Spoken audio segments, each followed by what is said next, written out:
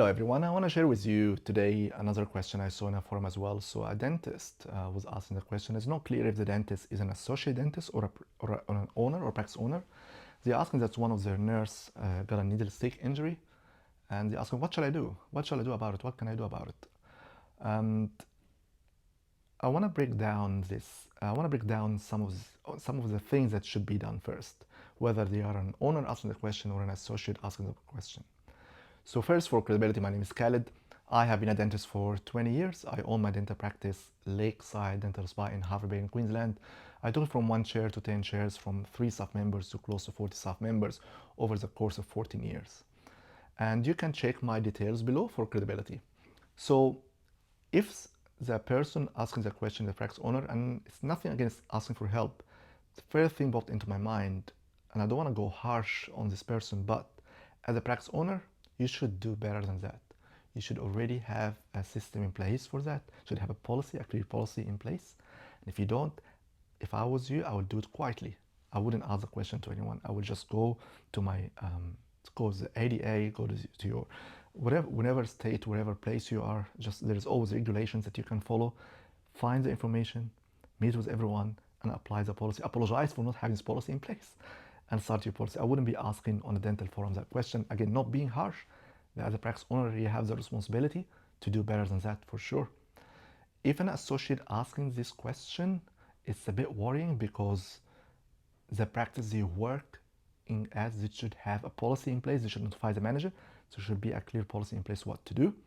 So my advice to you, if your practice doesn't have a policy, just be careful. It could be a lot of other, check the infection control in general in the practice. Just do your due diligence to make sure this practice is running up to standards.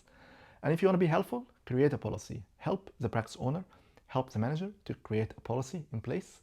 And you, again, check your local regulations and create a policy in place. Every state is different, every area is different, but for me, I want to talk about the communication side of things a little bit more. So if the injury was caused by an object that was not contaminated, so you got a sterile needle, sterile burr, a sterile tool or instrument, and it's clean, luckily that's good, nothing should be done, but should remove the instrument away, should wash the area really well, should cover it really well. So if you're gonna again perform dentistry on the day, you have to make sure it's really covered really well, or if it's actively bleeding, you shouldn't be practicing for a few hours or that day even. And of course you have to decontaminate everything, re-sterilize the whole instrument area that you're gonna be working at. Notify your manager, so have an incident report, so to identify why this happened and provide training to avoid this from happening again.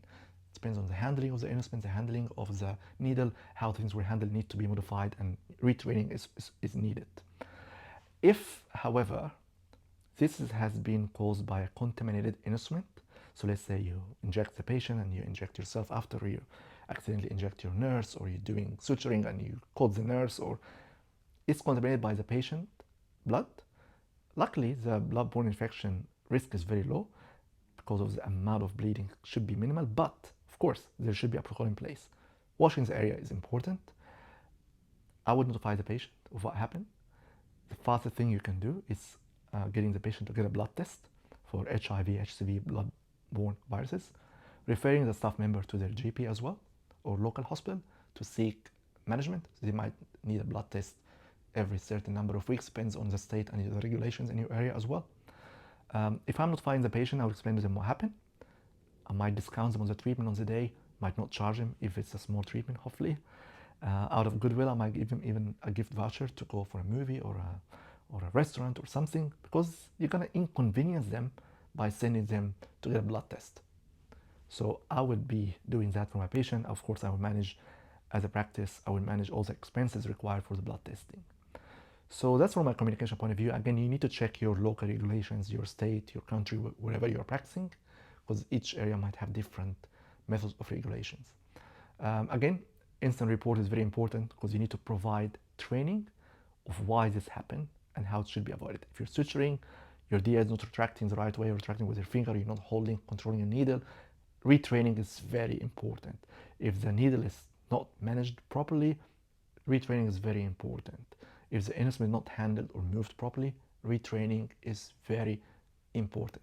So avoid this incident from repetition is very, very important. If you find this information helpful, make sure you like and share it with your friends and colleagues.